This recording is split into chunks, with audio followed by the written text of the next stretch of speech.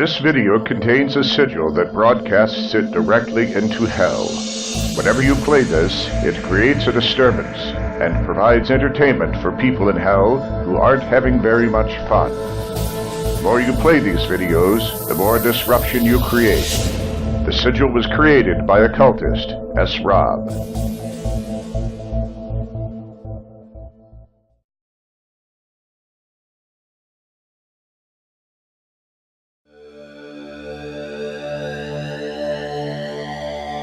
Speak of the devil, and he shall appear. We're not here because we're free.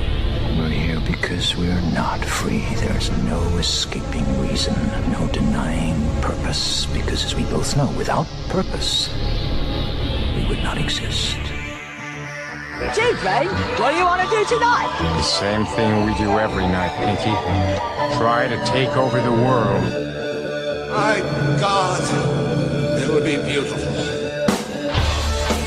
This is the World Magic Movement. Tonight's episode, Hellhounds.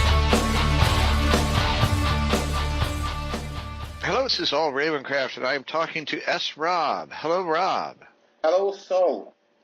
I always call you Rob. I guess that's a little more official than it should be, but calling you S just sounds strange. Yeah.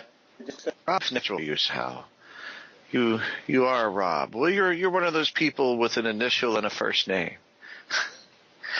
So I reviewed the video you sent me. We're going to jump right into things here with something bizarre. So let it never be said that the World Magic Movement is not pushing the envelope. Every time we do something, you seem to take us further and further into weirder and weirder places. So we're going to be dealing with the black dog. That's right, yeah.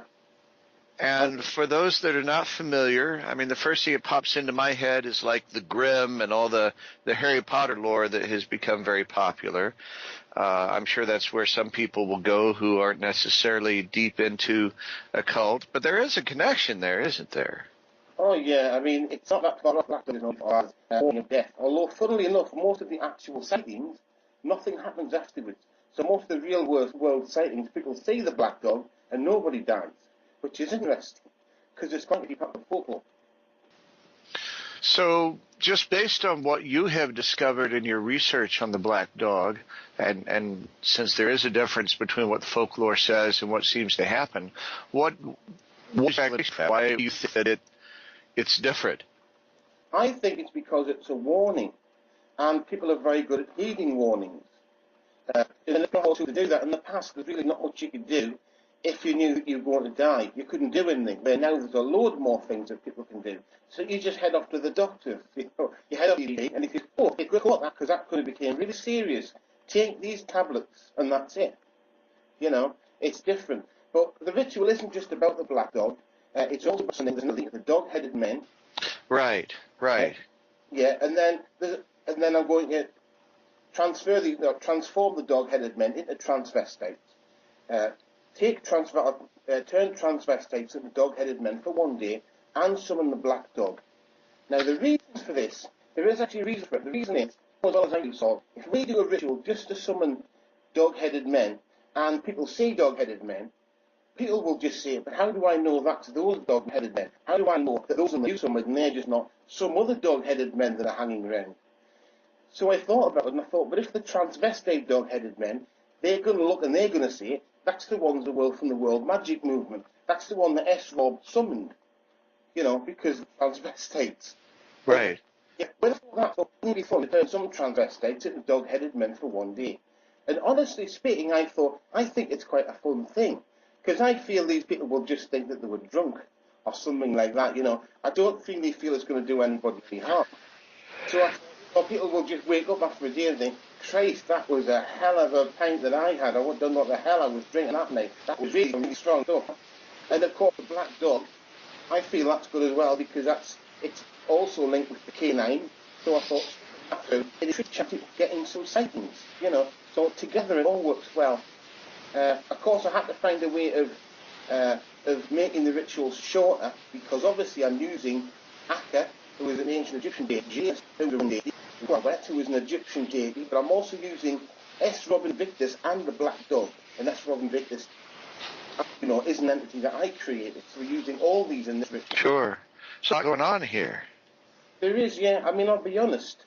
When I thought about this, I thought, you know, I could offend a lot of people. I thought about it, and I thought, yeah, because I thought anyone who's offended by transvestites could be offended.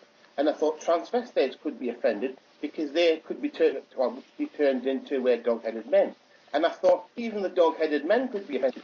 Maybe not be transvestite. And I thought the Black Dog probably doesn't care. And I thought about this, and I thought, sod it. I thought, you know, if the internet and video and the communism combined, I thought, you know, somebody in making dog-headed transvestite, I don't know what it is for. Well, Anton LaVey always said, if you're going to work magic, be bold. That's very true. We're going to identify, listen, you know, no one could say, that could be any dog-headed man. And all they'll say, that's a dog-headed transvestite. That is one of S. Rob's. He summoned that one. Sure. Yeah. Well, and some of our listeners may not have transvestites readily available to them, so a good exercise might be to just do a little looking on the interwebs and see where is the local place for transvestites in your area, if there's a place where they tend to be more common or something like that, if there's a community, and go explore. You don't have to dress up, but go and enjoy a beverage and see what you see. Yeah. I've actually some transvestites and asked them to watch the video. That's a good thing as well. Sure. Yeah. I would like to point out, I do actually have a cough. I'm pointing this out so when after the ritual people are thinking, yeah, we know what that S. Rob's into. You know what I'm into, because that's a part that is, you know, it's actually just a cough. In actual fact, everyone on the World Magic Movement is wearing men's clothing. You know, just to say, well, probably would be anything I haven't asked, but you know, we're all wearing men's clothing to be on the safe side. Right. Well, you know, but I tell you, just between you and me, I'll wear anything much. Damn right, yeah. That's right. Some of that stuff is silky and smooth and feels very nice, I am sure. So we're going to jump into the ritual here. Hold our seats and prepare to see something bizarre. I'm now going to perform the ritual of the transvestite dog-headed men and the Black Dog. To perform this ritual, I will be using Akka, Janus, Wet, the Black Dog, and S. Robin Victus. And this ritual is multifaceted. Part of it is to summon through the Black Dog so that he's seen, okay, but so that he won't harm anyone, he won't take anyone away to the afterlife, just to be seen, to increase the amount of sightings of the Black Dog. What I'm also going to do is to try and increase some dog-headed men, and that is by summoning them through, but also by trying to transform some transvestites into dog-headed men. So it's quite an involved ritual. I'll do this now. This is the ritual of the transvestite dog-headed men and the Black Dog. Akka. You are the lion's mouth, you are the gateway. Akka, open your mouth, the lion's mouth. Akka, open your mouth. Akka opens his mouth, the mouth is open. Janus, two-faced Roman god. One face looks towards the future, while one looks towards the past. Janus, the gateway is yours to control. Now ask you to open the gates. Open the gateway here and now. Janus opens the gateway is open. Wet. Egyptian deity of war, hunting, and victory. Wet. The dog-headed deity, the dog-headed man, the Senephili. I ask that you come through the gateway. Wet steps through the gateway and is here with me. S. Robin Victus, here without boundaries, here without limits. I ask that you be here with me. S. Robin Victus, appear and be with me. I summon the Black Dog. I summon the Black Dog, the spirit of the dead, the spirit that takes people to the afterlife. I summon the Black Dog through into this world. Wet. I ask that you bring the spirit of the Senephili, of the dog-headed men, to this world. Let the dog-headed men be here for all to see, and this is what I ask of you. Wet agrees to help and departs back through the gateway. S. Robin Victus. I ask that you transform all dog-headed men into transvestites. and I ask that you make transvestites into dog-headed men, but only for one day. And this is what I ask of you. S. Robin Victus agrees to help and departs back through the gateway. Black Dog, I ask that you be known to us. Walk round this world. Walk round for all to see, but take no one. Do not take anyone to the afterlife. And this is what I ask of you. The Black Dog agrees to help and departs back through the gateway. Janus, the two-faced Roman god, shut the gateway here and now. Janus shuts the gateway is shut. Akka, you are the mouth, the lion's mouth. I ask that you shut your mouth, shut the gates. Akka shuts his mouth, the gateway is shut. So it is and will be. And we are back.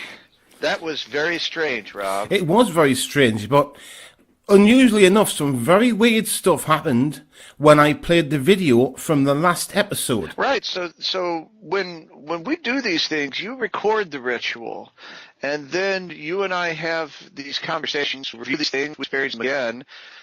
There's editing that goes together to put this through, so we are exposed to these things constantly, and of course, whenever they get put up, there's another opportunity to review it. So where some people may only go through these rituals, experience these things once, you and I and Freddie and others involved with the show are exposed to these phenomena over and over again, and sometimes things get a little weird. That happened to you. It did, yeah. I was actually listening to the whole show. It was, it was finished by this point. And there was the part, we were talking about how this is broadcast into hell. Now, I was in the house alone. The house was, all the doors of things are completely locked. Now, I was in one room, and in another room I heard the deepest laugh I have ever heard in my life, very, very loudly. And when I mean deep, yes, it was deeper than any human can laugh. It was a really low laugh. And I realised then, I thought, in the other room, is either a demon, a devil, or literally hell. And I thought, it thinks that it's just listening to the episode being broadcast into hell. It has no idea that I am in the other room. So I thought, should I open the door? And I thought, no, I'll do the sensible thing like I tell everybody else to do. I thought, I'm just going to sit here. So I thought, I'm just going to sit here, and it was laughing really loudly. And I just went through the episode, and I thought, this is weird. But it wasn't the only weird thing. There was another weird thing happened. And that was, as you'll remember, when we did that episode, I talked about S. Robin Victus. And that's an entity I created. It's very much like me, basically. Like I've said before, immortality is not something to be left to the last minute. But when we did this, I did the episode, when I listened to it through, and remember I said they won't say the words, but S. Robin Victus, here without boundaries, blah, blah, blah, blah, blah. And like I said in the ritual before, he doesn't actually need any other entity to be summoned. In the last ritual, yes, I used gateway entities, simply because the other entities require them.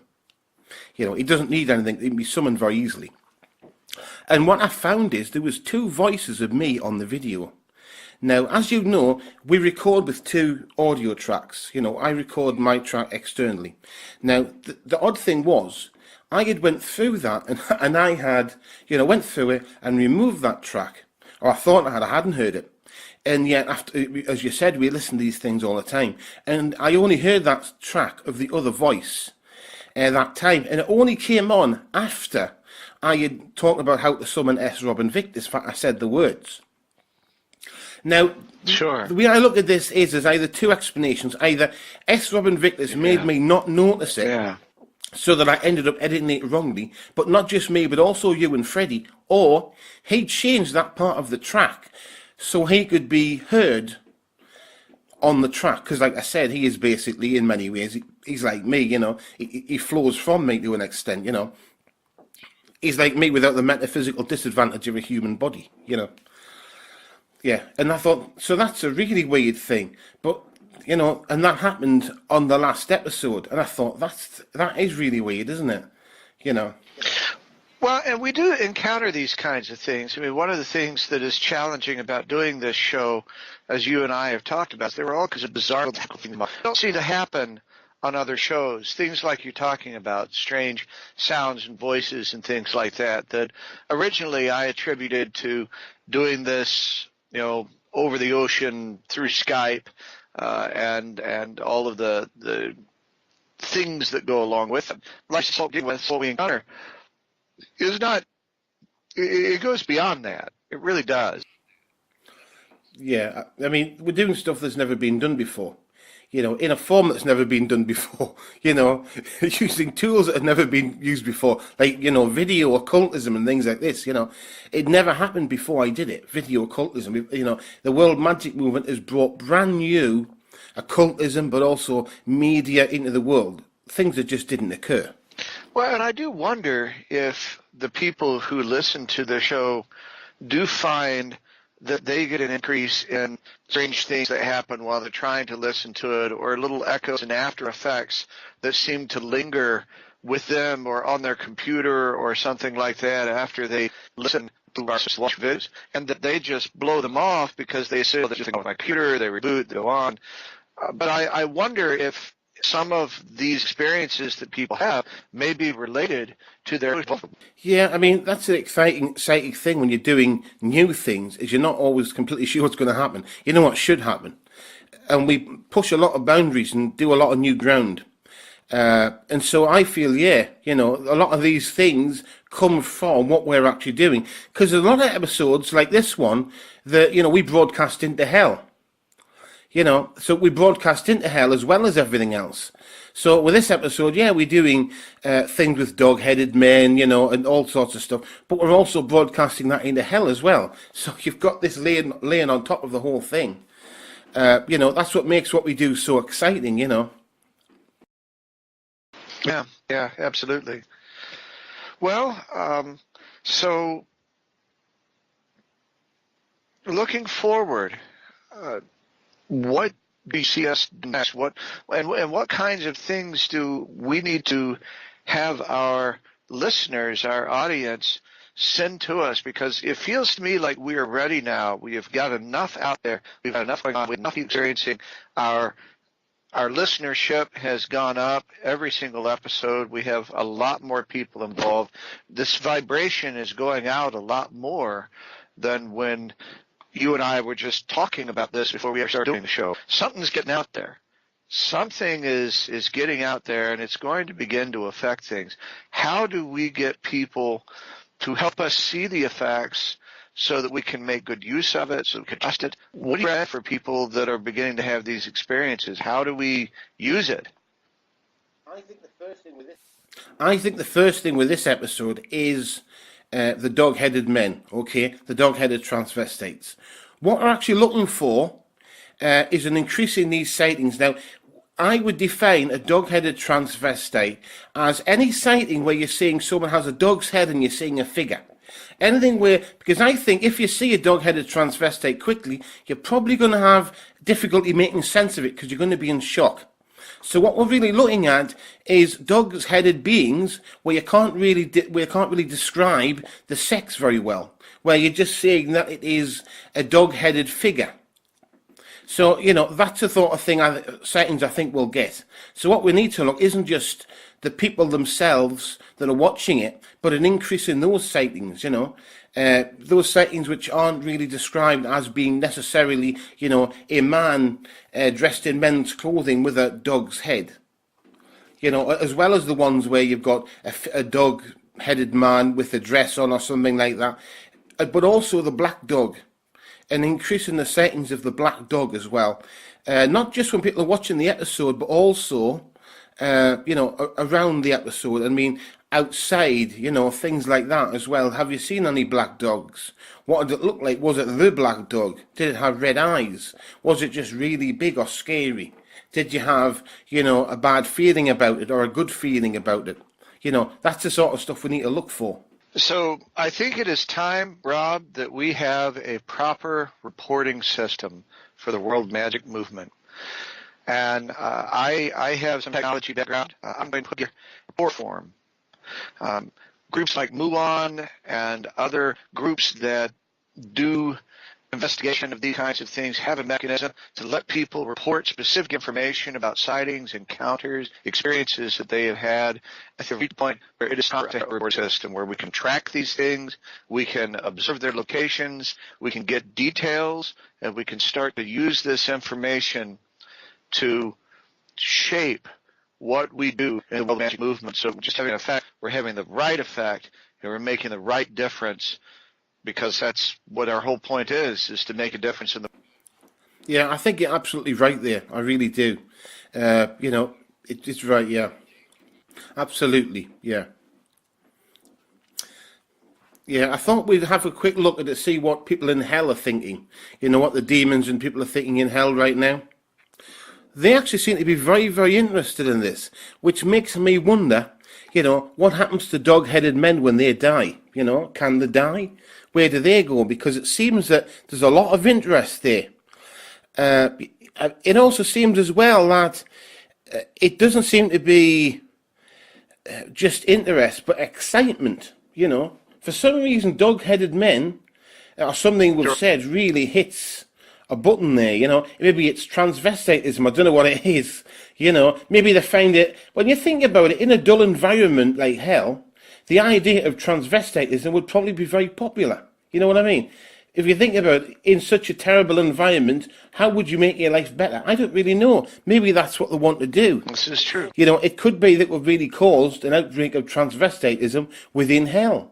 So that means next time someone manifests Lucifer, who knows? Or a person, a ghost, that they may not come in the form that they died in, they could come in a completely different form, So it's an interesting thing, that, because I don't really feel transvestitism is wrong, obviously. We're more enlightened than that. People can wear whatever the hell they want, okay?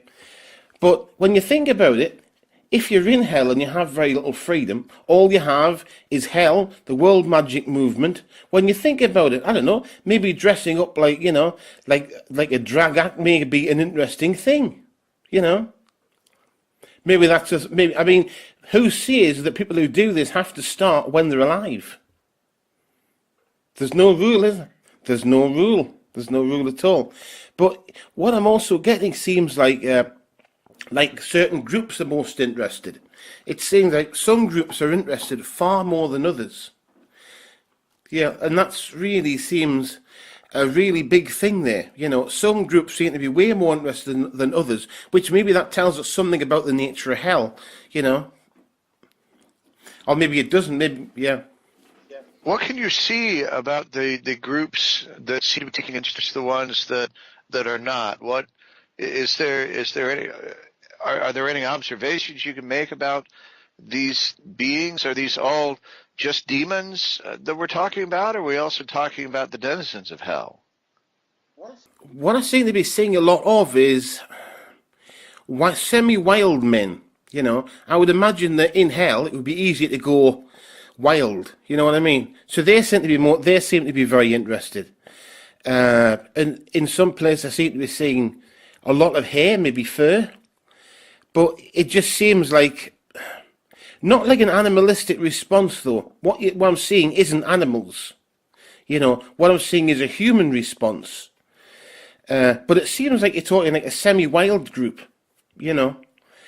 But like I said, it's difficult to define completely, and I think that's probably because of the weirdness of what we're doing. It's difficult to, to really reach into hell and really see exactly what I want to see, But it does seem to be that there's a lot of excitement about the whole thing, and there's no negative aspect. I don't really feel anyone's angry. Expressing a curiosity. I don't really feel anyone in any way hates anything. It's all a positive aspect. It could well be that in the future, the future of the world magic movement is either more dog-headed men or more transvestitism. Who knows what... Well, I guess there's only way to find out, right? That's not... Yeah, it could be that in the future we have to summon more transvestite beings. Because let's be honest, a lot of our viewership is actually in hell itself. So who knows? Yeah, as long as I don't have to dress up, I don't mind. That's fine. As long as I don't have to, I don't mind. Well, I think you might try it. No, I don't. Surprise yourself. You might surprise yourself. We should be open to to everything that we are creating here, and maybe because the Kabbalion, when looking at the principle of gender, we all have male and female aspect within us. We all use the solar energy and the lunar energy for things that we do as well through your occult work. And you are much more focused on the solar energy there, but maybe it's time for you to be much more open to the lunar side. It's actually just the fact of dressing up. Do you know what I mean? I'm the sort of guy, I think, I get up in the morning, I've shaved, I'm thinking, what more does anyone want? You know what I mean? I've got some stuff on, it's probably all black. Not necessarily. I've shaved. I put it next to the microphone, you'll hear us picking up all that and down all that. I put it the other side, okay? Well, I just ask you to keep an open mind.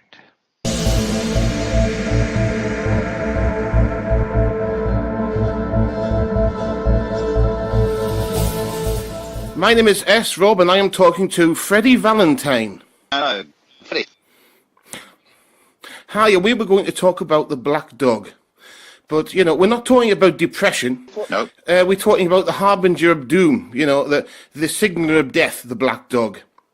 Because many people seem to have assumed that when Winston Churchill was talking about the black dog, that he was talking about depression. And when you think about it, you know, Winston Churchill was a guy who was a member of at least 2 occult societies.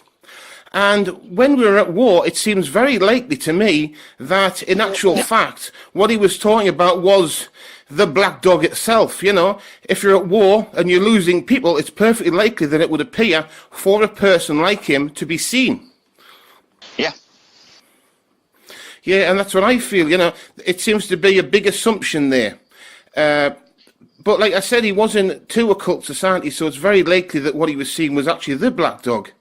An interesting thing about the black dog is, though, is that it's seen in this country, in England, or Britain I should say, and in America.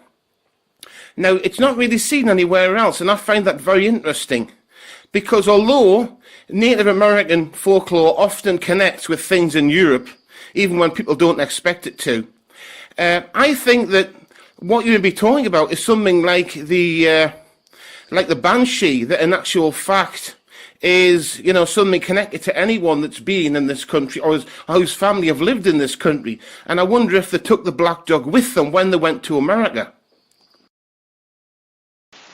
Yeah, I mean, sometimes things translate, because obviously a lot of the settlers in America are from Europe, you know, so obviously if it's a European cultural tradition, then it's going to be taken over there as well. Something translated because it's a European tradition. And so a lot of the settlers in America were European. So if it's something that goes way back, which it does, you know, it's going to be something that's taken over there, isn't it? So you know, other parts of the world may not have the same experience, or same, or South Africa may not have the same apparition, you know. But obviously if it's a European tradition, then it would have travelled over with the settlers. Yeah, and interesting as well is that is what I think Sir Arthur Conan Doyle thought, because he was in the Ghost Club, the same association that I'm a member of. And when he wrote, I'm trying to remember the name of it now. Okay, when he actually wrote The Hound of the Baskervilles, it was obviously based on the black dog, although in The Hound of the Baskervilles, the dog is actual fact not the black dog, it's just a dog that is some combination of you know, a breed of different crossbreeds that has produced a very, very large dog. But the interesting thing is, it's linked to a particular family. And that's obviously, he was obviously thinking the same thing, that if it's seen in America, it must have been, you know, the people have taken it there with them. But it does introduce the concept that maybe what we're talking about is a lot of these entities are produced by people, rather than simply existing as separate things, you know. Well, it's strange because the tradition is supposed to be a hellhound or a dog of hell. Yeah, it's a symbol of death, but it's not such a dog, you know. It's supposed to be larger than normal dog, isn't it? It's got glowing eyes and stuff like that. But people see it at different places. Weird, like a crossroads, a place of execution, or old pathways. It seems certain places they see it, you know. But apparently it's supposed to come from Kit or genetic, do you know what I mean? So it obviously goes way back, maybe even before Christianity, which is why I find it funny that it's associated with hell, because I think the concept only came out with Christianity. You know, I suppose there was the underworld, so I suppose it come from the underworld. But it's you know, there's also Cerberus and Gambas, you know, some mythology, the guardians of the underworld, you know, that guard it, and it's associated with that as well. And obviously, it comes up like almost like a Grim Reaper as a portent of death.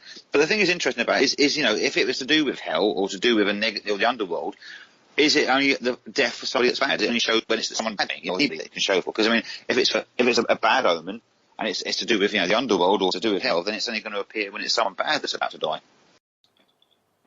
Yeah, an interesting thing was, I was actually with a small group of people that saw it. All I saw was a black dog. I saw it very quickly. But one of the other people there actually saw the glowing red eyes. Now, the interesting thing was, we all went off to the GP, but I'm sure that one person did get medical treatment for something. So maybe it's not really bad. Maybe it's just warning us of something. Because most modern sightings, people don't actually die. It's more like the fact, it's just that, medicine has progressed to such an extent now that, it can actually do us some good. Exactly, yeah. I mean, there's been quite a few sightings of it over the years. I mean, there's one going way back in 1677. It was in Dartmoor, and Dartmoor was quite a creepy place anyway. Do you know what I mean? It was a squire called Richard Cabell. And he was a huntsman. He's supposed to have sold his soul to the devil. And when he died, black hounds are supposed to have appeared around his burial chamber. And he's supposed to write his ghost, he's black, he's a huntsman. And the tale was, apparently, his true story is by Arthur Conan Doyle to write out of the Baskervilles. That's where it came from. But that is based on a true story. I mean, it says myth, but there seem to be reports at the time that this is what has happened. It's a very strange story, And it's also like Lancashire. It's called different names. It's seen around different parts of the UK. It's one area, Lancashire. It's called Grist, Gaitash, Padfoot, the Grim, Shag, Trash, Striker, or Skirker. Different names. So, most parts of the UK it's been seen. There's different areas have their own. But there are way back of these dogs being seen. It's this hound being seen. Yeah, that's right. And I suppose you can also link it in with the Morrigan, because the Morrigan is said to be able to take different shapes. But I think one of the shapes you can take is a dog. Now, the Morrigan is linked with Cat in the Bottle, the Battle Crow to an extent, but also with the Banshee. So it's the idea that you could just be talking a Banshee in a different shape. So, and of course, the ritual that's performed at the very start of this program is to summon dog-headed men, as well as, of course, summon the black dog, as well as, of course, dog-headed men, change the dog-headed men to transvestites, change transvestites into dog-headed men for one day. So there's a lot to see there. And there will be a link that people will be able to report any sightings. And they are clear sightings, If you see a transvestite dog-headed man, then you know that it's one of ours, But what I'm interested in is the black dog, any sightings of the black dog as well. This is what we're talking about now. Any sightings of the black dog at all, people can report them to us. That'll be very, very useful. Definitely. In certain parts of the UK, if anybody listens in these areas, there are stories of stories, or you heard it or seen it yourself, let us know. In Tring, in Hertfordshire, there's a fierce-looking black dog supposed to haunt the middle of the road in the area where the gibbet once stood, is to hang executed criminals. And it's known, and locally they call it the lean dog. And especially for those take form of the dog. So when approached, apparently the dog sinks into the ground when you see it. So it's apparently, it doesn't say I don't know the address of it, but it's in Tring. There's a crossroads there where they used to have the gibbet. And there's also one in Somerset called the Girt dog, which means the great dog. It's supposed to be a benevolent dog. It said that most of the black children they believe the Girt dog will protect them. So that way, it's benevolent, it protects your children. It also accompanies lone travellers in the area, acts as a protector and a guide. So if you're travelling on your own, this dog would walk alongside you and be your protector. So some areas you can Whitefield, Leeds, Fuzzy, there's a Bradford, the local version of Padfoot. And the variation of Padfoot is kind of as a dog, it's benevolent, but it's nice if you offer it kindness. It's nice to you. So there's signs of it. There's also examples of it being a good dog as well as a bad one. Lincolnshire, there's loads there, and there's a book that came out in 1938 of folklore by Ethel Rudkin, and there's a creature that's a dog it's called Hairy Jack, and it haunts the fields and village lanes around Hemswell. There's been reported sightings all around the county, from Briggs, Spalding, all those areas there. So anyone's going to see Hairy Jack himself, as people said they've seen it. So there's a lot of Lincolnshire as well. So all around the UK. Also, black dogs said to haunt Newgate there now. And Newgate Prison was the most notorious prison. A lot of it's quite, it's times when people treat it badly in prison. It's quite a harsh place. And there's supposed to have been a black dog haunt that prison for 400 years, and it appeared before the execution. So those days they execute people there, just to hang people there. So it appeared just before the executions. They used to hang on prison. That's when the crowds used to go and watch the executions. So obviously, if it's hung, they were hung outside the prison. A lot of people would have seen that dog if it's a public execution. Not just a few people. Apparently, according to in 1596, a scholar was into prison for witchcraft, but he was killed by 5 prisoners before he was given a trial. The dog was supposed to appear just after he was killed, although the terrifying men killed the guards and escaped. The beast is said to have haunted them after they fled. So there's a lot of signs of dog as well. Even in Luton, Bedfordshire, there's a place called Galley Hill, and that's supposed to have been haunted by a black dog. Ever since the storm set the gibbet alight, the gibbet where they used to put the bodies of the hung dogs, so the storm set the gibbet alight, and after that, black dog has been haunting the Galley Hill in Luton. And even in Surrey, Betchworth Castle said to be haunted by a black dog that prowls the ruins at night. Norfolk, Suffolk, and northern parts of Essex, black dog known as a black shuck or shug. It's supposed to be malevolent. Stories of it range from terrifying victims to being important of illness or death. So there's loads of different around there. So it's quite a well-known story. I mean, look only in the UK, even in Wiltshire, there's a place called Black Dog Hill, Black Dog Halt railway station. They're named after dogs that we found wandering around the area. And there's also in York, there's a I suppose around the side on the side of York, so it's been seen all around York as well. So wherever you go in the UK, you know, in Yorkshire, there's been sightings of black dog. Devon, anywhere you go, even in Scotland, Isle of Man, Channel Islands, there's been sightings all over the UK, and also in Europe as well, Belgium, Germany. You know, it's quite a common. Czechoslovakia, and like you say, America as well, Latin America and all parts of the States, but not outside of Europe and the UK and the USA. Sorry. Yeah, that's an interesting thing as well. The one that was seen when I was in, because there was a few of us, was actually when we were coming out of a pub. And I don't think the area was particularly old or anything. The whole area, because a lot of the areas in that area were basically built, you know, about the Industrial Revolution or way after some point, just for like coal or something. So I don't think the area was that old that it was in. But like you said, he said it and had red glowing eyes.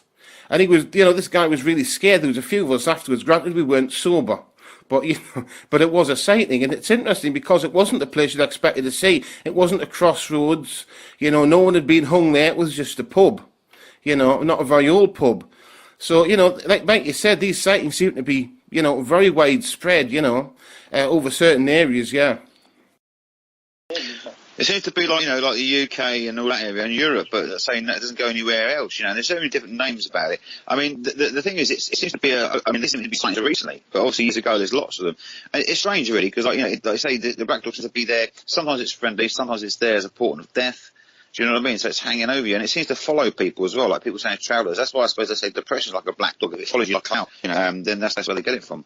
But there's one called an interesting one called Black Shark, which is a variation of the black dog. It's supposed to be around the coastline in East Anglia, places like that, Norfolk, Suffolk. The word shark, I reckon, made an old English word meaning witch, or local dialect meaning shucky or shaggy or hairy. But even witch, it could be like a, you know, like familiars could have been that kind of thing, you know, they circulated to that. This has been seen quite a lot. But yes, it's most like 1,500, a lot of sightings around those times, but there's been some since then.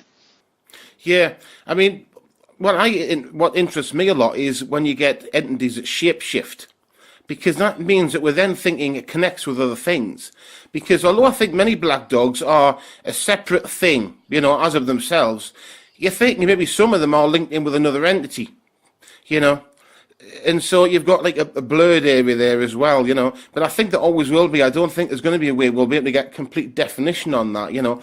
But like I said, hopefully, if any of the people watching this see the black dog, or you know, a black dog which matches that description, if they're reported in, there'll be a link at the bottom. That would help us a lot, you know, to progress and to, you know, to try and get more information so that we as the World Magic Movement can progress and, you know, push the envelope forward constantly. Definitely, yeah. It's interesting. It's seen quite a lot in different places, you know. One of the things interesting about it, they come after like a storm or lightning, then this black dog appears. Like that story I said before about the gibbet that got struck by lightning, and then after that, a black dog appeared. There's also a church in Bungay in England. It's St Mary's Church, it's called, and apparently in 1577 there's a horrible storm. August the 14th, 1577, really bad storm. And the building got struck by lightning, and after that, the black dog arrived, and it wasn't there before the storm. And since then, it's been seen. So it's something to do with the lightning and the energy there. Maybe the energy, you know, evokes this, but it seems to be a lot of cases where lightning strikes something and then it appears after that. Yeah, well, what I was thinking was this could actually have helped, you know, Winston Churchill and, you know, win World War II, because of the black dogs appearing, telling him you've just lost a lot of men. Back then, communication wouldn't have been as quick as it was now, even military communication. So he's getting it straight away before he officially knows. He already knows what's went on, what's happened. And that's quite an advantage, you know, not just at the time, but also in the past, you know. Yeah. That's a big military advantage. Yeah, and I think that's the thing, is it's probably, if he was tuned into that, he would have known that was going on. He would have told him that something bad's going to happen, or there's things happening around it, do you know what I mean? But it's, yeah, exactly. But it seems to be UK more else, you know, Europe as well, but UK seems to be a tradition that comes from the UK, you know, and it's surprising that other countries haven't seen it, but I suppose they have their own variations of it in different countries as well. You know, I suppose it's different animals or different other things as signs of that. You know, you don't hear it in the Bible, for instance, you know, anything like that, but they do have their own interpretations of things there. That's true. Yeah, you do get like cats in some countries and things like that. You know, you do get things linked with animals, but you don't really get the black dog as we think of it. It's, you know, it's a very different thing. You know, we get things that represent that, but not really the same thing. But then again, I suppose at the end of the day, maybe that's just how we see it. Maybe people of certain, certain cultural traits or cultural backgrounds have been programmed to see it certain ways, you know, that actually it looks, maybe if one person would see a cat, another person would see a dog, you know.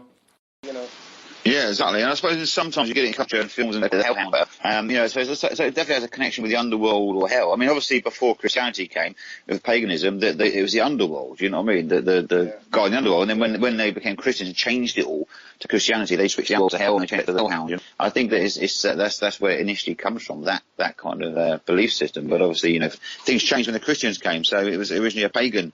It was, yeah. It was, Yeah, I mean, I always link it more with the sort of Celtic tradition and stuff like that, rather than the Christian. I mean, things always tend to get put in Christian terms, which is fine, but, you know, that isn't where it comes from, you know. But like I said, it's just people making sense of things in their own way. Well, Christians got the original Celtic and pagan traditions to their own, you know what I mean? Like, Pan became, you know, the king of the underworld became Satan, Lucifer, the devil, and like spring equinox became Easter, winter solstice became Christmas. You know what I mean? So they changed a lot of things to tie in with, to change it all to their way of thinking. So the holidays and traditions in Christianity is basically rewritten pagan or Celtic traditions. And the hellhound. Yeah, there's also several saints that actually started off as deities in other religions. You know, there's some Irish ones that started off as, you know, goddesses and turned into, you know, saints. And if you look back, there's no actual proof that the saint was a person, because the deity just took someone's goddess and absorbed it in. Yeah, definitely. You know, so that happens a lot as well, you know.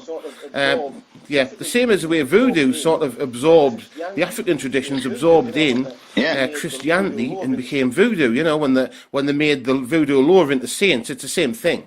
It is. It's all based. It's all similar variations of the same thing. That's why I think that paganism and Celtic things and the occult is the true kind of belief system, because other stuff seems to be variations upon that, you know, that's come after. Yeah, I think the thing is, it's the idea of grouping things together. You start off by grouping deities, and then you group the groups of deities, and you end up with one.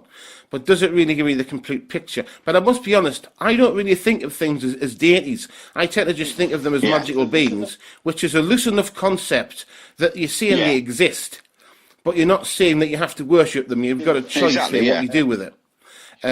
You know, and I think that's the best way. It gives people choice, you know, and it also helps because it doesn't make more sense when you're trying to force everything together. It actually makes less sense, you know. Yeah, exactly. A lot of these religions that can't sense are kind of rebranded versions of what got before, though. Maybe that's the way, you know, that the things can be filtered down or watered down or changed to their own perception. Yeah, I mean, a lot of the, like pagan religions and things are really aren't that old. They're not going back to old traditions, but that's fine. But, you know, what they're doing is to take, like, meditation becomes a key part. Wasn't really done in this country. Meditation just meant to think deeply. So they take that from India and they take these different things, which they're completely entitled to do, you know. But, you know, it's a different thing. I do think sometimes trying to nail everything down when it comes to the occult and religion, it's like trying to nail spaghetti to a wall, you know. It's sometimes you're better sort of just accepting that's the way it is, you know. Exactly, and finding your own path really, and thinking, what do I connect with? You know, that's the thing with these sort of things. Is thinking, what do I connect with? What do I think is the right thing? What feels right for me? You know, but you know, these things are interesting. Like I say, Black Dog, Hellhound, it's all come from that older traditions, but it's definitely the Christians when Christianity came out. No longer was it, you know, the Black Dog of the underworld. It was the the Hellhound of Gates of Hell. So they changed it really. But still seen today by some people. That's right. Yeah, I mean, I must admit. When you think about this, it makes your religions and the people that run them more like CEOs. They seem to know always what they're doing, and they're trying to increase the market share, you know. I mean, honestly, I wish there was a harbinger of bad decisions, because, you know, I bought a watch, I won't say the make, but, you know, it wasn't a fairly expensive watch. And, you know, it's really complicated to have YouTube videos just to change the time and the date. And you know what? You're trying to find someone to fix it, and they won't. I've got the one watch in the world that no one wants to fix. If they'd been like, I don't know, like a black dog or a blue puppy, you turned up outside the jewellers and had said, you don't really want to buy that, son, that would have been great, you know? Yeah, exactly. We need that, don't we? You know what I mean? So let us know. Yeah, and certainly, harbingers of death or signalers of death is a good thing as far as I'm concerned. At the very least, it gives you, foreknowledge. You can tie up your loose ends, do your will if you need to, but hopefully go to the GP and he fixes it, I feel the black dog is very much on our side. Yeah, I think it can be it's both a negative thing, So I sense that, although people say, yes, it's a symbol of death, it's not always. Sometimes it's a symbol of good things as well. Yeah, exactly. So my name's S. Rob, and I've been talking to Freddie Valentine.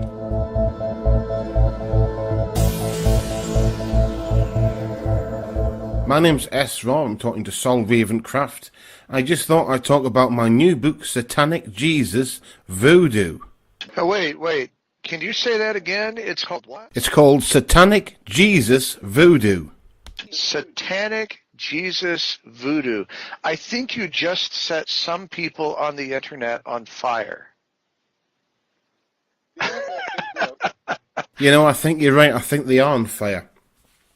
But the idea does actually make sense. If we look at the Satanic Jesus part, this is actually something that has been believed to be true by many occult societies for a long time. And it is the idea that the reason that Jesus could get out of hell was because he's actually Lucifer. This means that if we look at the Bible, and we look at the part where Jesus is crucified and then he dies, he actually goes to hell.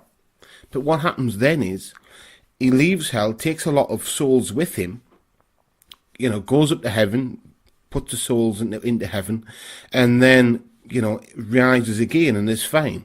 Now, this puts a different light on it. It means that what you've actually got is, when he dies, he goes to hell, but he's actually Lucifer anyway.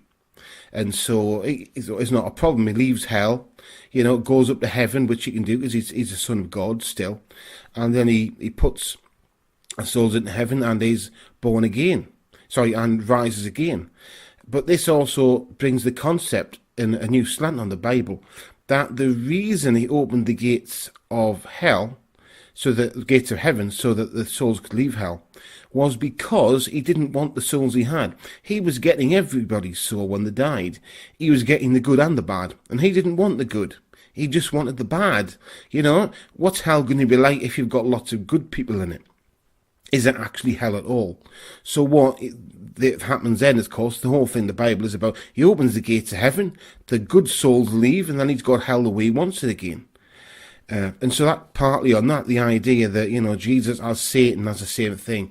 It's something I thought when I was a kid as well. I often thought, this Christianity thing doesn't make any sense unless you've got one guy doing both jobs. And there's a lot to that point of view. It really doesn't make sense unless you've got the same guy doing both jobs. But also we got the voodoo part. So you've got the Satanic Jesus, but the voodoo part. If you look into voodoo, you'll find most of the voodoo lore, which are voodoo spirits. There's only one god in voodoo, and in voodoo you don't normally talk to them directly, that's true. But it's basically got a Christian framework in many ways. Not all voodoo practitioners would agree with that, but many would. So by putting this together, you're actually putting together a hidden part of the Bible, and a hidden part of occultism with voodoo. So actually, although it sounds crazy, Satanic Jesus Voodoo does not sound a normal idea. It actually makes perfect sense. It only doesn't make sense if you don't, you don't really understand the framework behind it. But the book doesn't really rely necessarily on there being, at this point, a Satanic Jesus. My belief is if enough people believe in this, then it will be true. And in the ritual, you find that gateways are open both to heaven and hell and the voodoo realm to make sure you summon all the entities that I need. So they can come through where they want to. So you're summoning the full Jesus, good and the bad, and also, any voodoo lore that are needed in the rituals. So, it's a very good book for people to read. It's very enlightening.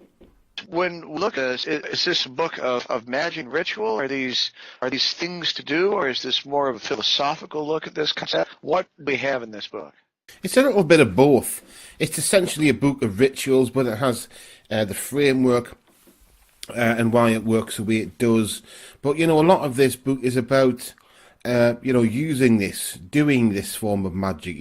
This magic is to be used by people. Because I feel, apart from the the theoretical knowledge which is put in the book, and also some Bible quotes and things to help to prove what I'm saying, is essentially about being used, because it's a very useful form of magic. It's not just something to do just because it's there.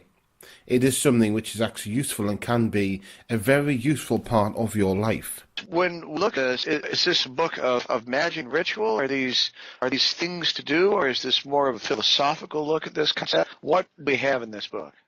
It's a little bit of both. It's essentially a book of rituals, but it has the framework and why it works the way it does. But, a lot of this book is about using this, doing this form of magic. This magic is to be used by people, because I feel, apart from the the theoretical knowledge which is put in the book, and also some Bible quotes and things to help to prove what I'm saying, is essentially about being used, because it's a very useful form of magic.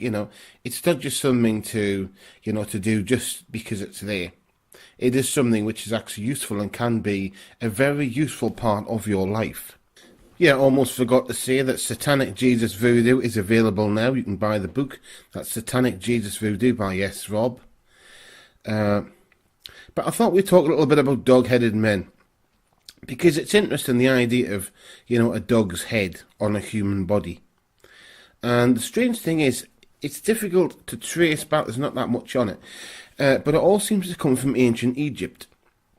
And what you've got is, it's not one ancient Egyptian deity, but several, which are men with dogs' heads.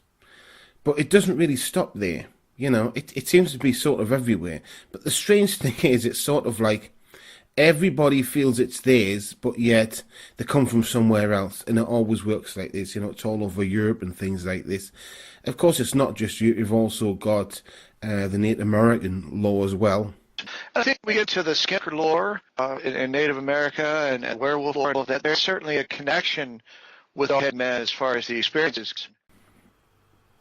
Yeah, an interesting thing is, of course, is that, we've already performed the ritual to summon dog-headed men, and that's an interesting thing as well. We're not just talking things in abstracts, but the possibility of these things appearing and actually, be seen by people, not just the people here, the people watching this, but other people as well.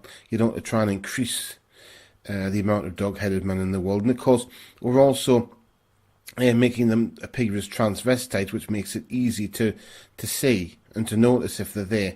Because, otherwise people, as I said before, people would otherwise be saying, oh, that could be any dog-headed man. How do we know it's one of those? But what I feel is important is what we're talking about is a very, very old species. Okay, we're not talking something that's new or something that we've just discovered. We're talking about a very, very old species. And, if we work magic with the Cinephili, then you find that, you can get contact with them. Because what we're talking about are, in some cases, are things that are being classed as deities in ancient Egypt. And so if you have the right form of magic, you can use that, like the book Cinephili Magic that I actually wrote. And that's, dog-headed men. And you can use it like that. But, if anything appears, we really need to know about it. Us at the World Magic, we would love to hear about that, any form of communication that you can get. Okay. And from the perspective of, is there anything that someone has to be concerned about? Do we need to protect something? Is there a danger from these entities at all? Well, a good thing to look for is simple things like, how does it look? Try to get a description. How tall is it? How broad is it? A good description in terms of how it looks. Is it there a long time? Is it there only a short length of time? Also things such as, how does it move? Can it talk? I would imagine as a dog-headed man it wouldn't be able to talk, but does it bark? What noise does it make? In terms of communication, it's sort of like, making first contact with an alien species. It would just be a case of, does it want anything? Does it want anything to eat? Does it look threatening? Is it threatened by you? It's just a matter of getting out of it what you can. That's really all you can do. Observation is the most important thing. If you can observe it and then write down or in some way record what you've seen, that then becomes a much more important sighting because you've recorded it. But I actually feel this also helps us to understand that, we're not alone in the world, that we are not, the only intelligent species that exists. Well, some people may feel threatened by that. Should they? The way I look at it is, these things exist whether we want them to or not. Different realms, different ways of living, different places, these things exist anyway, different beings. Shall we be threatened by it? It's perfectly rational to be threatened by it if you want to be. Not necessarily just dog-headed men, but in the general sense. It's a perfectly rational thing. But at the end of the day, ignoring it is not an option. If you ignore it, it takes our power away. Whereas if we use it for magic and we command them, we gain in power. And that's the only way of doing it. I don't really feel, ignoring it helps. It's a situation where you may feel comfortable if you don't really do anything, but it doesn't make it any better. Basically you're just bringing your own Armageddon is all you're doing. Where if you actually get involved and do something, then it's a different matter. Then it becomes a productive thing, something of importance. But you could say that with any of these things, any of these strange entities, because really this always crosses over onto other things, and that's the paranormal. But all subjects, they all seem to cross over. So if you ignore certain things, even as a possibility, then you basically can't have a complete picture of anything. There's always going to be something missing, something that doesn't seem to make sense. Just the ability to say that yes, these things can exist, that yes, different sorts of beings could exist, even if you don't believe it, is productive because it expands your mind. It expands how we see the world. But also it gives us a different perspective as well. Because, a lot of people have a boss. And you may have a terrible boss and he's being terrible and acting in a terrible way. But you get some perspective now because it isn't the whole world, this guy, whoever he is, isn't the whole world. And it's the same with this, the fact that these other entities in other realms, other places on earth, other types of people, other beings, it gives us a sense of perspective. And it also helps us to move forward. It makes, creativity, coming up with new ideas and solutions to problems. So, it's productive in all ways. It's a productive thing, but it is an individual choice. But, I feel it's better to be doing something on this than doing nothing.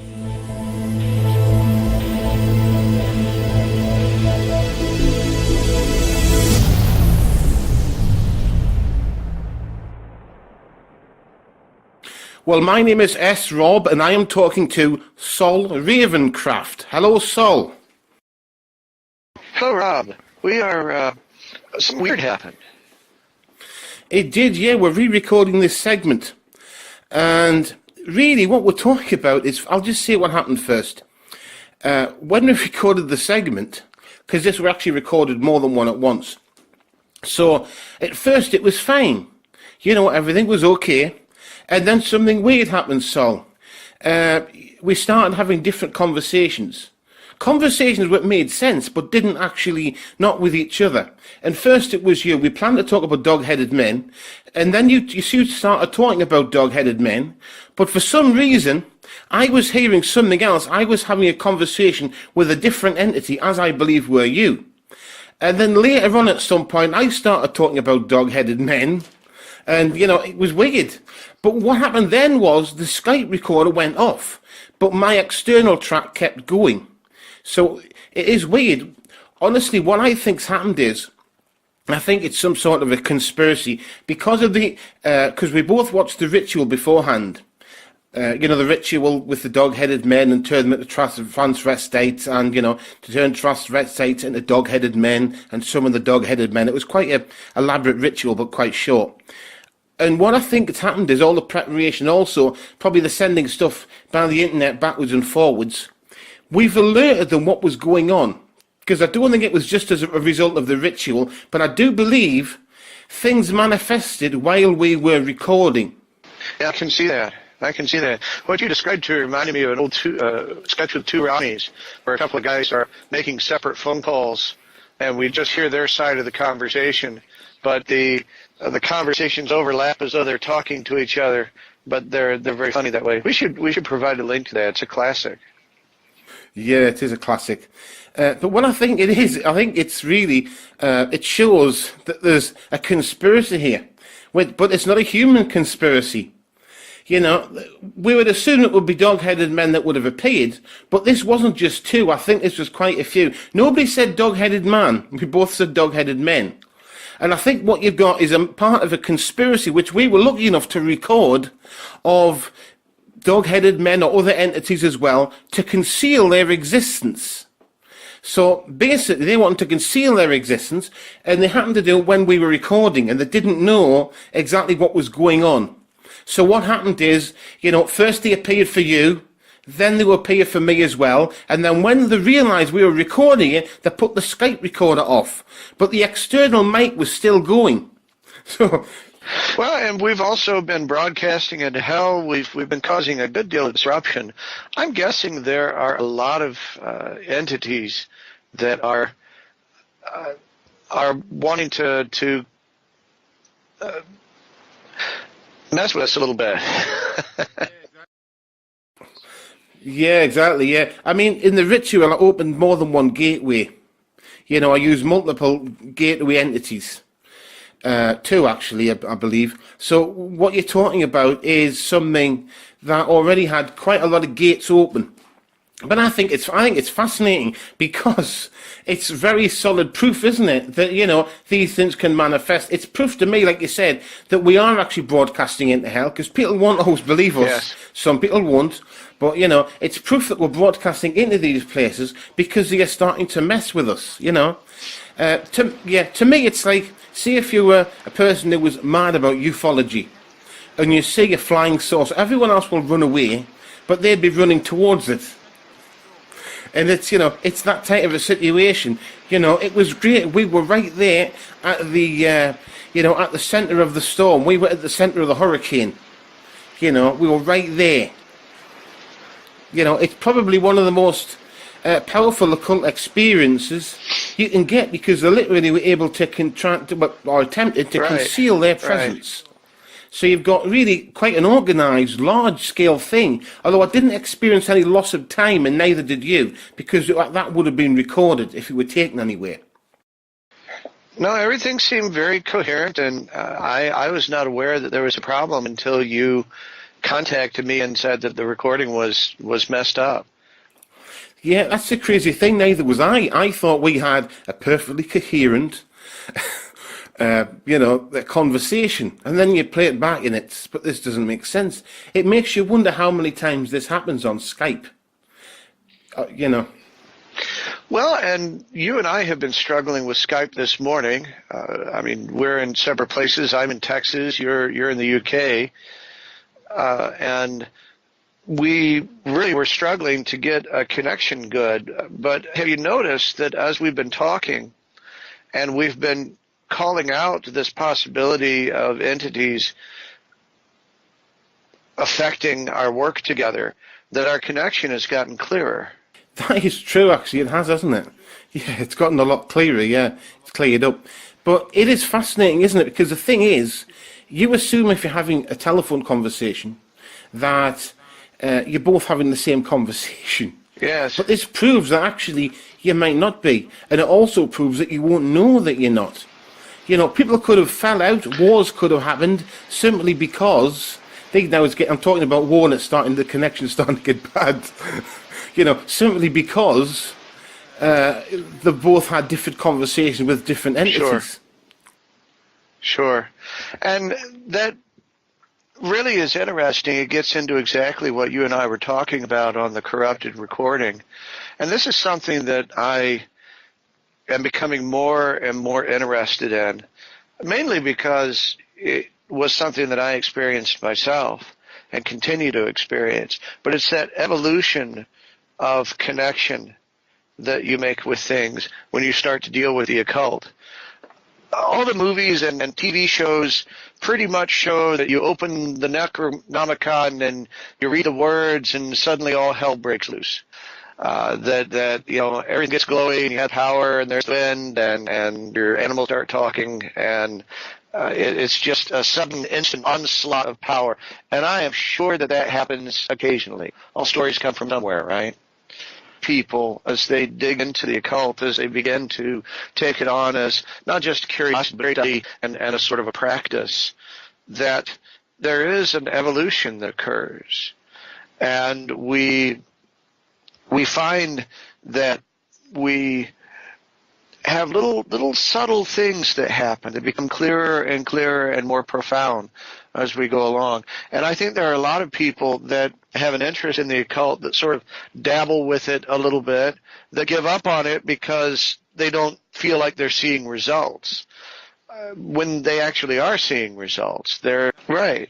And there was a mode before I went all the way down the rabbit hole where I would have come up with all kinds of other things that could have been, that were simply just being delusional or unobservant or wishful thinking, that even though I wasn't there, I didn't hear it, I could easily explain it away from my office chair here in Texas.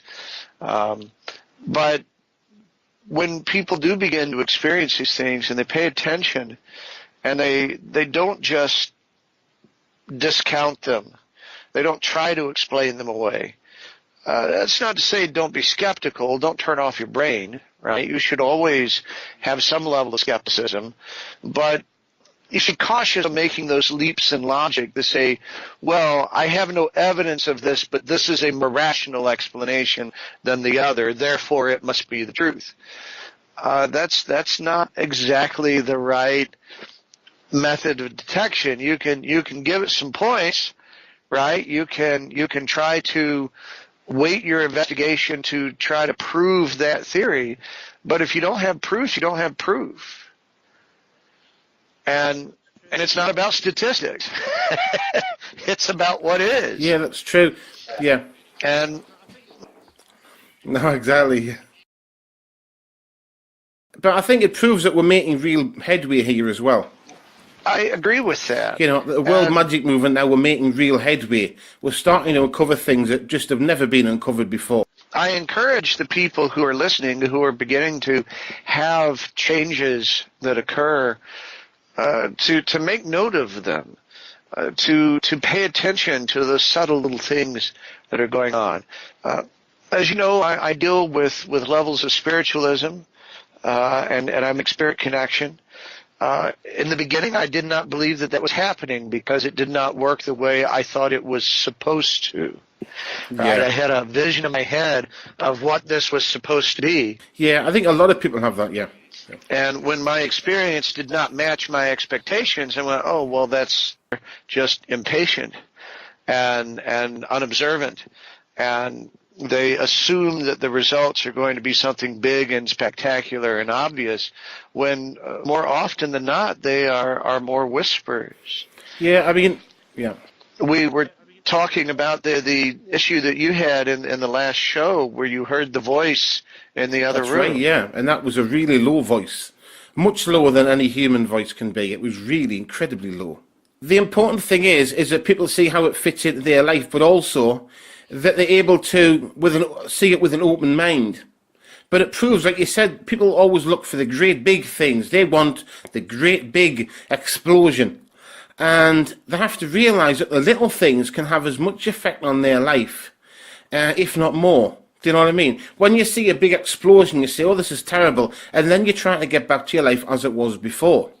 But when something small happens, it gets past that. You know what I mean? You don't do that. You're already in your normal life. So in a way, it's got more opportunities to affect you, you know. And we have to see this as being, a possible way that that other entities, not necessarily people as we understand them at all, actually, are steering the human race or concealing their presence from other people. And this means that we're not necessarily looking for entities that are like dog-headed men that aren't necessarily solid all the time, but entities that may be quite solid or can be solid and may be living next door. Or, they may not.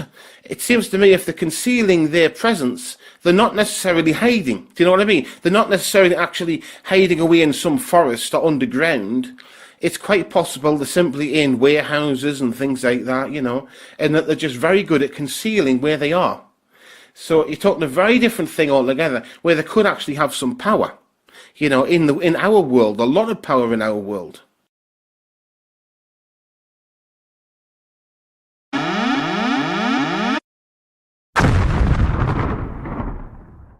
Well, we better explain something weird happened again. And what happened was, as we were recording, something popped up on my screen that said the computer needs to be restarted. Honestly, Saul, nothing has ever popped up that fast on that computer in its entire life. Because basically, you know, the Skype recording software isn't compatible with anything. So it's on my slow computer.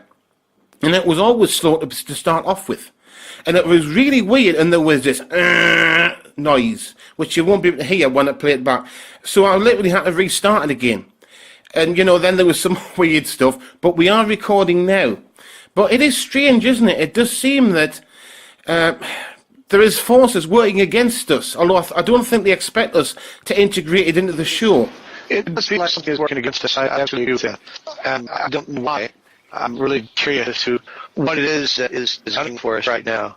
It feels as though this is not just random events. I mean, I've dealt with this kind of thing, but we've done everything technically that we normally do to work around this sort of stuff. And it continues to manifest in a different way. It does, yeah. I think the thing is, to me, it's fascinating is what it is. But maybe there's another group we haven't thought of. Maybe, you know, transvestite dog-headed men already exist, and they're the ones acting, you know? Who knows? It could be. But we've certainly gotten some people attention, or some beings attention. So I guess this is the kind of thing that I'm talking about.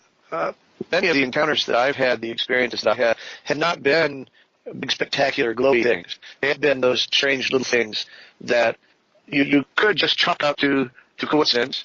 And I think it's the way that they prefer that, is that you'd go and just have bad luck, just not a good day for this sort of thing, and you turn your attention to something else. But I think that when we start to take note, you find out causality between things that you're connecting with, the things you're chatting with, and the things they're happening to. Yeah, I mean, I'm really excited this end, but you're right, we have done everything to get attention. We've performed video occultism, which is something I invented. We're broadcasting to hell. We've you know, thinned the borders of people's room to transmit them into hell, you know. And I heard something. I had communication, well, not communication, but one side communication when we thinned the border of the room, so the outside was hell. We did that, and I heard a very low voice at that point. And like I said, and now we're getting even more things now. But things that are starting to try and mess with the recording. But I think this is fabulous, you know. I couldn't be happier. It's like if you're a ufologist and you get abducted. You're the happiest person in the world.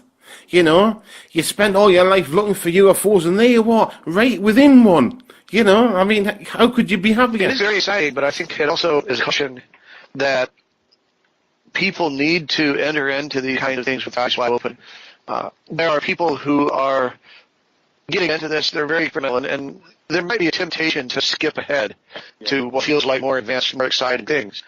But there are some fundamental disciplines that you had to develop to be able to connect with these worlds and maintain your safety and your sanity. And I think that everybody here, everybody in our audience, everyone listening and connecting with these things needs to be aware of the correct ways to grow themselves. I think a lot of themselves on at least a basic level, so that they are not completely open to anything that they might encounter here. How do you protect yourself when you do rituals? Because you get into some pretty thick, heavy stuff. Are there things that you do to help you prepare yourself to get in the right vibration so that you don't leave doors open that you don't intend to? Well, what I tend to do a lot, if you notice, I've always created the first part of every phrase, and I go, Iwi pro dig, and it means I will protection. And all I do is I just draw a line. Say if I want to close the doorway off, a literal doorway, I just draw a line. So all I do is sometimes I just draw lines around the room, and I just block it off like that. It's not literally just a line, but I just block it off and do it like that. You know, there's lots of ways. I think a lot of it comes down to the fact that magic, as I do, it tends to be a lot about commanding. And I think this is unusual because what's happened is we've done the ritual happened, and then we've created so much attention that they've decided to come here. Because, just because you can summon entities doesn't mean that they can't come on their own, of their own free will. Because we're talking things that were worshipped at one time, and many that still are. So they can actually travel, it's just they don't tend to. But we've got that much attention, we're broadcasting into hell, we've transmitted rooms into hell, we've communicated with hell, we've done rituals, we've done occult escapology, which was invented brand new. In fact, 3 of those books that I wrote are in the Magic Castle now, so it spanned the whole thing from occultism to performance. We've done a lot of stuff to attract attention. And, and maybe transvestite dog-headed men was just the one that just tipped us over the edge. They know about us now for certain. They all do. Well, and I think that everyone should be okay with the idea that things are evolving. I saw something that someone posted where they said when you start connecting, you think it's going to be like this. I had a picture of the tarot card with the sun, a beautiful sunshiny day, naked baby on a pony. It's a beautiful, beautiful picture. They said, but it's really more like this. And they had a picture of the card, which is the tower, which is everything falling down, thunder and lightning and disruption and falling from great height. And it is true that when you begin to open that door, it will disrupt your world. It will make changes. And the changes will be subtle at first, but they will become more and more engaging and disruptive. And you have to decide how much you are going to discipline the connection. We don't have the ability to create office hours for our connections. We have to do it on purpose. Yeah, that's true. The discipline to control it, because you get some people and they lose control early on. They do as much as they can. It's like meditation. Nobody ever tells you that you can do too much, but you can.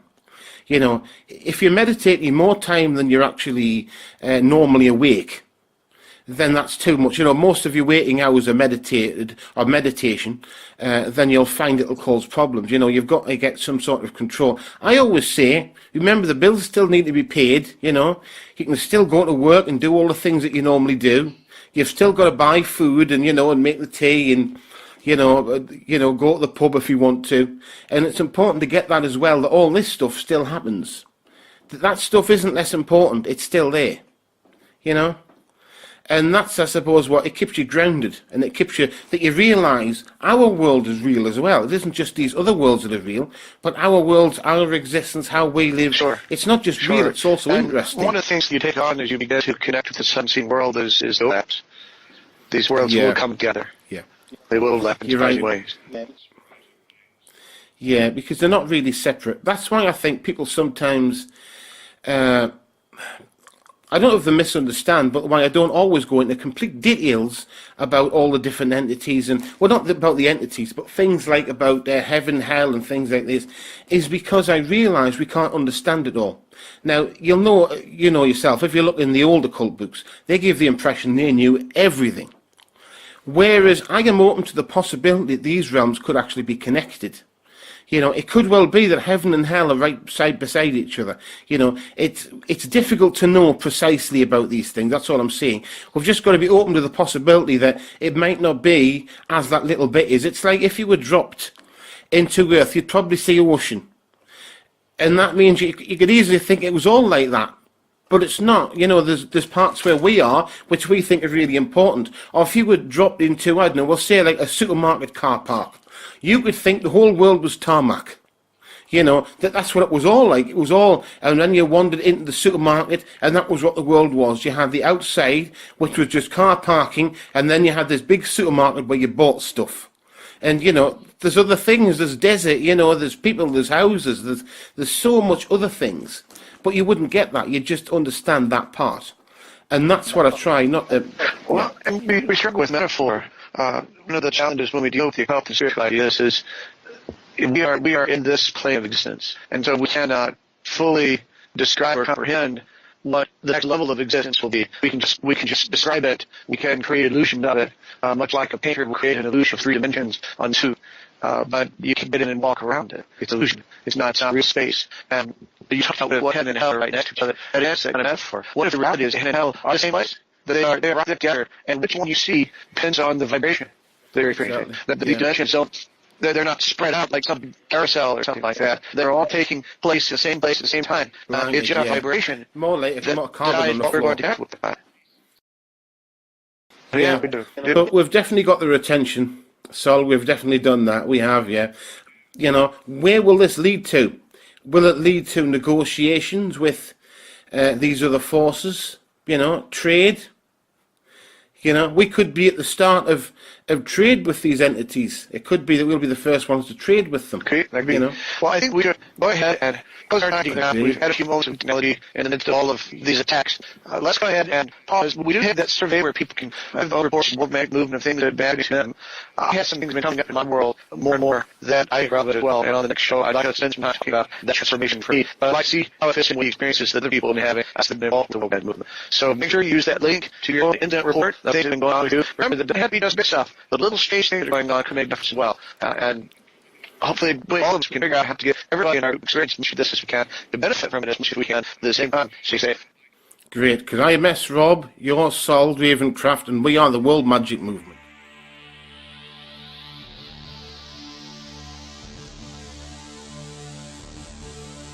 This has been the World Magic Movement with S. Rob, Saul Ravencraft, Freddie Valentine. Production designed by Mythmade Productions. Produced by S. Rob. Music, A Dark Blue Arc by Pipe Choir. Find them at freemusicarchive.org. This program is licensed for sharing under the Creative Commons Attribution, Non-Commercial, Share-alike 4.0 International. For more details about usage and sharing, see links in the program description or visit creativecommons.org. This program is licensed by Werevamp Media Limited. See program description for additional links to guest sites and supporting information.